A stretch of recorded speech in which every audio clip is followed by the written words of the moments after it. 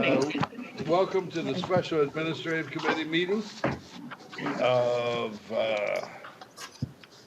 January 10th. We have 6 items on the agenda today. Let me ask my colleagues if they have any concerns before I start the discussion of the items. No, none here. None here. So the chairman's report of travel.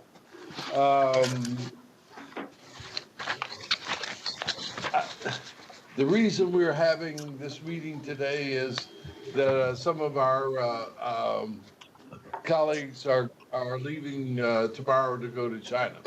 I have a question on that, Mr. Nastri. Yes, sir. Who's paying for this trip? So the chip is in part being paid by the organizers of the MOVE conference in Chengdu. They're paying for my travel and lodging. As we're doing this as part of the Ocean-Going Vessel Initiative, we'll also be going to Shenzhen. How many people are going with you? 3 people will be going with me, sir. And what's the cost of that? The cost for the airfare is roughly $1,100 tickets, and then the conference organizers are also paying for the accommodation for myself and Dr. Phil Farn. Who authorized that?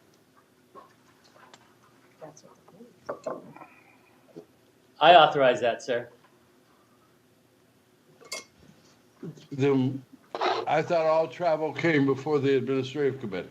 Well, you will do the final authorization, but as far as making the arrangements, I had to authorize that. So if Is that travel on this agenda? yes, Okay. And you're leaving tomorrow. yes, sir. Well,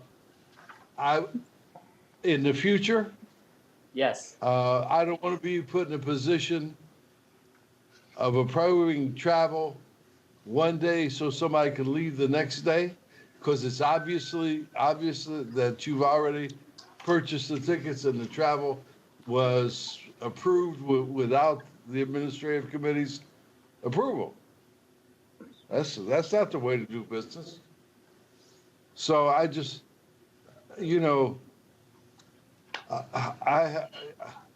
there are a number of my colleagues who have a great deal of trepidation about this ongoing relationship with China in the first place.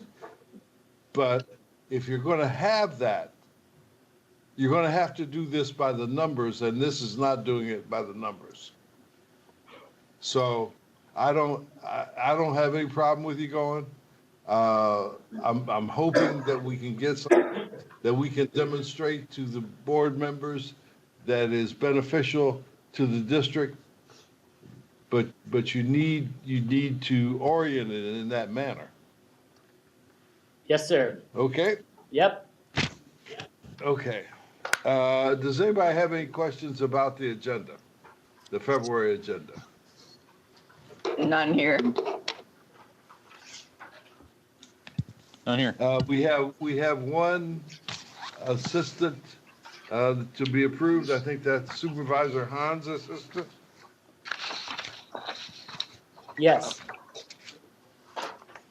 So, Mr. Chairman, I'll move to approve. Okay. Second. We have a motion, a second. Would the clerk call the roll? Mayor Bernard? What item is this? I'm sorry. This is Supervisor Han's administrative assistant. Got it. Item Okay, now I 5. see it. Thank you. Yeah, it Aye. doesn't have a box. Okay, would the clerk call the roll? Good morning. Good morning, Mr. Benoit. Morning. Aye. Hey, man, give him his coffee. See, I thought you get started. Okay, would the clerk call the roll? Okay, Mayor Benoit, Aye. Mayor Mitchell, Aye. Dr. Parker, Aye. Dr. Burke, Aye. motion passes 4-0. Okay. Okay, Ron, you're up number 6. Good morning, Dr. Burke, members of the committee. Ron Moskowitz, Chief Information Officer. Everything in the IT world is going very well. We are making significant progress on a number of projects. By the end of February, we will successfully complete 7 projects, including Replace Your Ride Phase 3 and our permit application status dashboard. Our mobile app continues to get rave reviews, and we will be promoting it at the upcoming MLK event and the next environmental justice meeting. We also changed our video conferencing provider, and we're very pleased with the service so far. Everything else is going very well, and I'm happy to answer any questions. I have one question. Yes, sir. First of all, I'd like to thank you for the great work that you guys are doing on having our meetings and the information that is given to us, not only to the chairman and myself, but to the other board members as well. One of the concerns that I do have that I want to express, we have some of our members from the public who want to speak on multiple items. And we have a rule on limitation itself of the time that they're going to be given. I noticed last time, and if you were there, one of the people who wanted to speak was really going to speak on 10 items, but we didn't know it until after they had already spoken on maybe the first item itself. Can there be some kind of indication, or indicator, or statement itself to say this person now has signed up for X number of items, and they so that when we, the chairman or myself, I'm conducting the meeting, will be able to preference that before they get started. I think it would be helpful, because last time I think we had to give, 7, 8, 9 minutes for something that should have been only 3 minutes in order to do it. Yes, absolutely. We are continuing to enhance our request to speak application, and in fact, we're also adding a total number of speakers at the bottom, not just for the item, but the total number for the entire meeting. So we'll make those changes hopefully by the next meeting. Okay, so it's just saying that, not only just this one item, but this person has signed up for all of these items. Correct. And we can say, when you get ready to speak, be prepared to make your presentation for all the items that you've signed up for. Thank you very much. You bet. Ron, I'm your biggest advocate, but I got an old man's problem here. I love getting the notice when there's like a hearing board meeting or any committee meeting, so I can watch it on the video, because I can just tap that and go to the video. Right. Here's my problem. If I can't go to the meeting instantaneously, there's no way I can hold that notice so I can go to the meeting in 5 minutes or 10 minutes whenever the meeting starts or I'm available. Is it possible to do a way that we could hold that notice on your device? I will look into that. I'm sure that. Yeah, I know it's crazy, but it's happened time after time to me, and then I'm in the website looking for the webcast for the meeting, so. But anyway, I can't tell you how much everybody I talk to says that you've changed this portion of the district just amazingly. And now I don't have to run down to Ben and ask him, what does this mean, Ben? Explain this to me. So, Thank you, sir.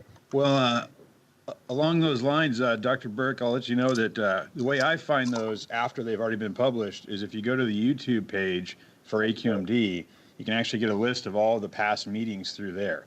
That's right. So maybe if someone could add that to your iPad, just the YouTube AQMD page, because everything we broadcast goes automatically onto that page, and you can easily find that day's meetings or even further back. But it's not a past meeting, it's a meeting that day that I want. Yeah. If it's still running live, it'll be the first thing at the top of that YouTube page. It'll say it's running live. You can click on it and then get right into it. So Even I can handle that. See, man, I'll get you a didn't link lose for your that. job, man. Get on your iPad. Okay, moving on to your item, Ron, item 6. That was it. That was it. That was it. Yep. Okay. Item 7, our chief legal counsel, Yes, Mr. Gilchrist. Mr. Chair, yes, this action is to appropriate $450,000 from the undesignated fund balance to legal's 2018-19 budget and amend or execute contracts for legal counsel for specialized environmental and other litigation. This includes, but is not limited to, legal work relating to the sales tax legislation, the Anaplex case, the appeal of the Tesoro integration project, and confidentiality issues regarding modified hydrofluoric acid. I have a question for, Dr. Parker? last time we had a meeting, I think Mrs., or maybe you stated that we had won one of our lawsuits in defending, I think it was Tesoro, and the, So, Mr. Dr. Parker, I think you're going to discuss some things that might have been discussed in closed session. So, okay, so the status of that case is with respect to this Tesoro integration project. We won that case at the trial level, but the plaintiffs or the petitioners have filed an appeal of that decision, and we will need to okay, defend that on appeal, and we'll need to pay the initial costs. We will, however, be reimbursed for those costs by Tesoro, but we'll initially need to pay for those costs. If I answered your that's what I was getting at. Is that any way do we get all of our refunds from Tesoro at one time, or do we get them as we have incurred them on a progressive?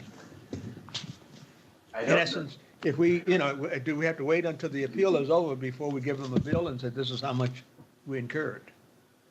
I don't know the answer to that offhand, but I can look into that and get back to you. Okay. Okay, so we have a request in item Chairman. 7 for, I'll move approval of item 7. All second. we have a motion and a second. Would the clerk call the roll? Mayor Benoit, Aye. Mayor Mitchell, Aye. Dr. Parker, Aye. Dr. Burke, Yes. motion passes 4-0. Item 8, Mr. Oliver. Yes, good morning, Dr. Burke, members of the committee, John Alvera, ADEO for Administrative and Human Resources. This item is to present the annual report for the district's 457 Deferred Compensation Plan. The report covers fiscal year 2017 and 18. The report provides an overview of the plan assets, the participants, the investment performance, and the actions taken by the plan's oversight committee. And just to highlight a few things, for the year, the plan outperformed the benchmarks we used to measure investment performance. And when compared to the previous fiscal year, the total value of the assets and the number of participants have gone up. And I will note that the committee made some changes to enhance the plan's functions, including the transition to an online platform that allows participants to review or make changes to their account, either on their computer or on their mobile device. I'm happy to answer any questions. Mr. Chair, this item was, it's noted as an action item, but it technically would probably be more appropriately under the written report, since it's just a written report.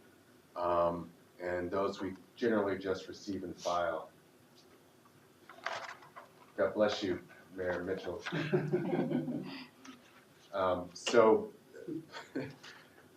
So we don't need a motion on this one. Motion on that. Okay, we don't need a motion on this, so, okay. Then we will receive and file it, and we will move on to item number 9. Good morning, Dr. Burke and committee members. If it's okay with you, Dr. Burke, I'd like to take number 10 first and then number 9. No, it's not. I'm sorry, but it's not okay, because here's my problem. Okay, I'll go to number 9. I may have screwed this up, okay? So I'm taking credit for screwing it up before we get into the discussion. When we had our briefing for the upcoming agenda, Mr. Nastri and I discussed the high school program and discussed what area that we thought the cost would be in. And when we came to that number, I assumed that what you did was you took that number and divided it into materials and into labor. That's right. But in the past, the number that Mr. Nastri and I were talking about was labor alone. So when I looked at this, I said, oh, this doesn't work. You can't do, I was discussing with Dr. Parker, you can't do 100 schools for $250,000. In the past, our cost was probably closer to $1 million. So what you're doing here is orienting this to abject failure. You're going to have great materials, but you're not going to have enough manpower. So it's not your fault, Mr. Alatorre, and it's not Mr. Nastri's fault. It's my fault because I wasn't clear when I had the discussion with Mr. Nastri.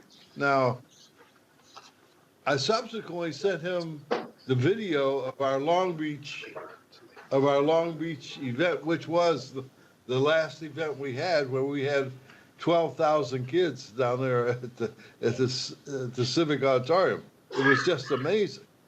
Now, I don't think, other than Judy Mitchell, that there's anybody who was on the board at that time when that event. Were you here? I was here. Oh, Dr. Parker was here. Ben, were you here? I vaguely remember hearing about that, but I want to say it was an after report, just after I'd gotten on. Oh, yeah. It was really something to behold. Now, the one we had at the Los Angeles Convention Center was even bigger than that. But that was just, that was beyond anybody's realistic expectations to ever repeat again. So the reason I stopped you from taking 10 before 9 is you have to increase 9, or 10 is not relevant.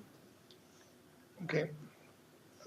So you want to increase the consultant fee, because I agree is that it's a very aggressive schedule because we're already starting off late in the school year, and the new school year is going to start in September. Realistically speaking, we're not going to be able to kick this off, probably get a consultant on board until April, so that gives them a couple months to get this done.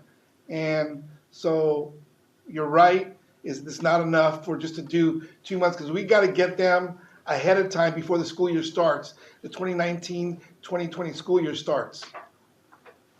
Well, look, here's what we do. You're not going to China, okay? Right. They should be taking you to China because, you know, they're going to need you. I don't want to go. before it's over. I don't want to go. So why don't we do this? Why don't we approve this in committee? And this will then put it on the February board meeting, right? Right. Yes. And then how long does it, yeah, April is, you're right, April. Can't speed it up any faster. Yep. Right. Okay, well, yeah, I think you're gonna have to either raise this to at least to 500,000. Could we, Mr. Chairman, do that now and say an amount Yeah. not to exceed 500,000, which gives them a little Absolutely. latitude? Absolutely, we could do that. And I would take that as a motion if I could get a second. Yes, I'll make that a motion. Second. We have a second. Okay, so now, Mr. Alatorre, do you have a problem with us taking 9 before we take 10? Absolutely not, sir. No problem. Okay. Would Okay, the clerk call the roll on 9 as adjusted by Mayor Mitchell's motion? Mayor Benoit, Aye. Mayor Mitchell, Aye. Dr. Parker, Aye. Dr. Burke, Aye. motion passes 4-0. Okay, now number 9. I mean, number 10. Number 10. So the item before you is to transfer appropriate funds and authorize the sole source purchase of 100 Kids Making Sense educational kits from Sonoma Technologies. In the academic year of 2019-2020, SCAQMD staff seeks to implement an air quality program at 100 high schools in the environmental justice communities. Sonoma Technology has developed a unique educational product which takes advantage of low-cost Maybe. basic air sensory monitors and technology, as well as smartphones, combined with the curriculum that they established that meets the next generation science standards. State of California was a key participant Let's see.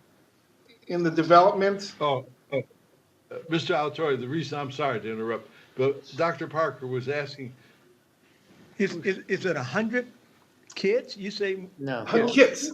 no, I said kids. Yes, 100 kids. at 100 schools. For how many kids? For how many?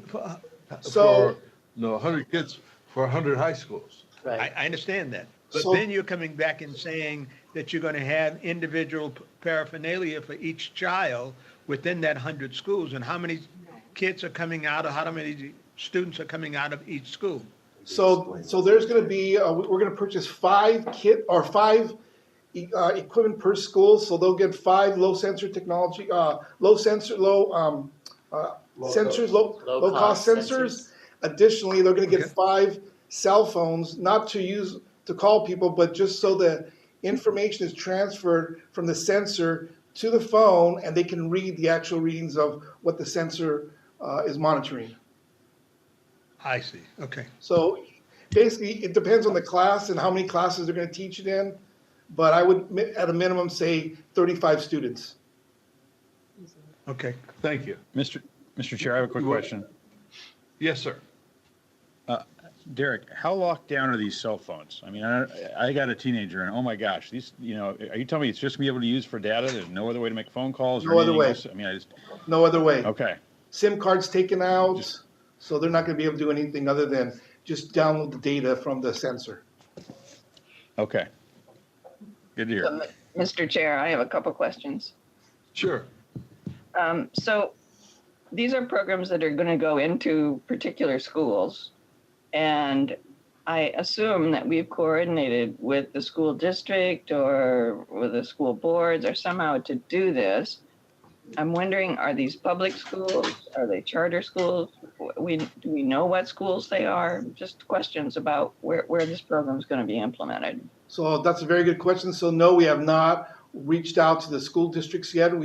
I reached out to one just to get their feeling for it. They love it. They actually had it already previously at one of their schools, but that's going to be the job of the consultant, because the consultant's got a lot of work to do in a very short period of time for this school year. So that's going to be part of their task, is to reach out to these schools.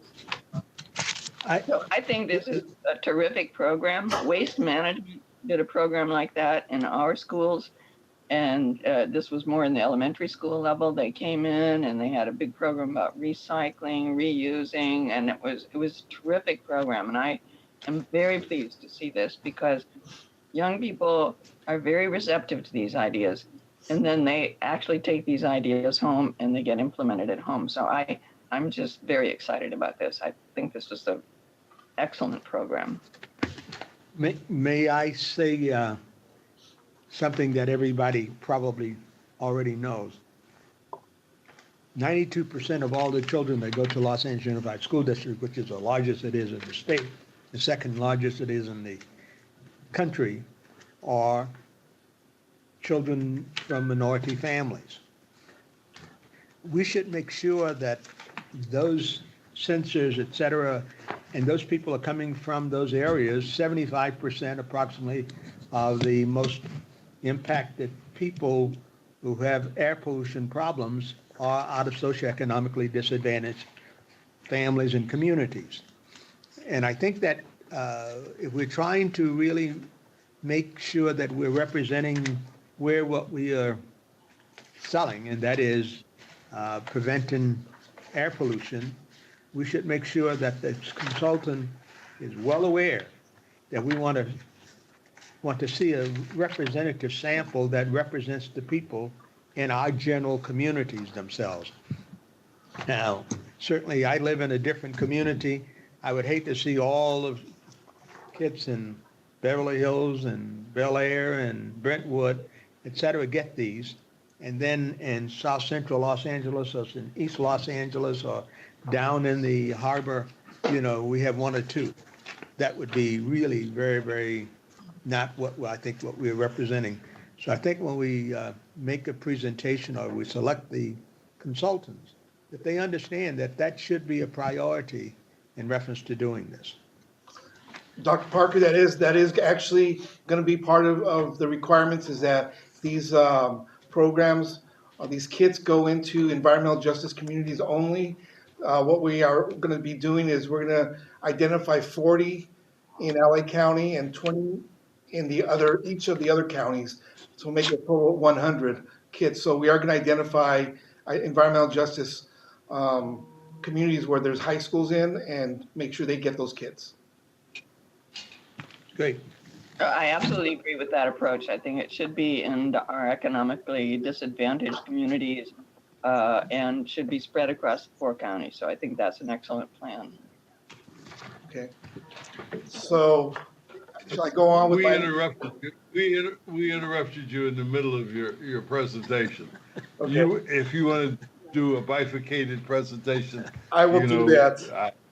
So, okay. This program correlates well with our environmental justice related initiatives, including AQ-SPEC, the air toxics investigations, NAB 617. Kids Making Sense kits are reusable. So actually, once we get done with the school year, we can actually move them to other schools if we identify more schools. So it is a good program because we can move it around in following years.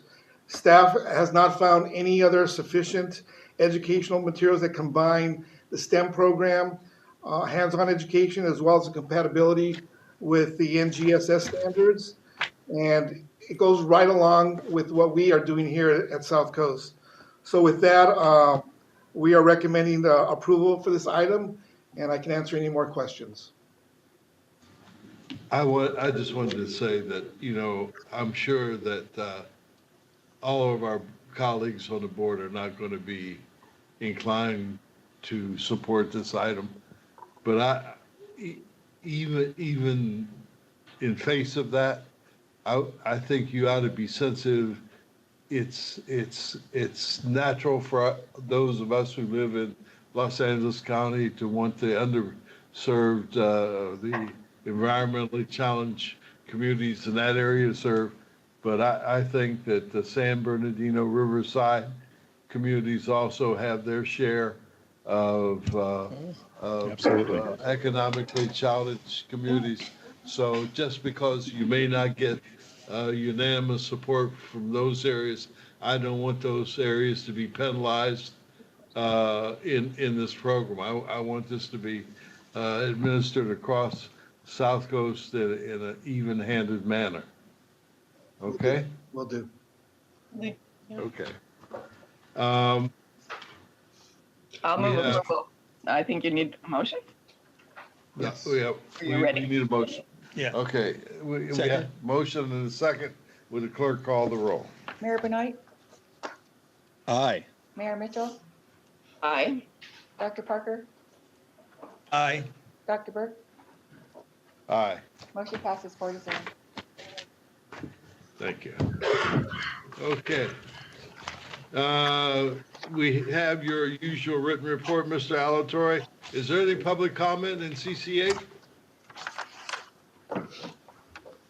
Nope. There's no public comment here at the remote location. Ms. Mitchell, how about None your here. place? No, none here. Mayor Benoit? None here. None here. Well, then that adjourns the special administrative committee meeting. So.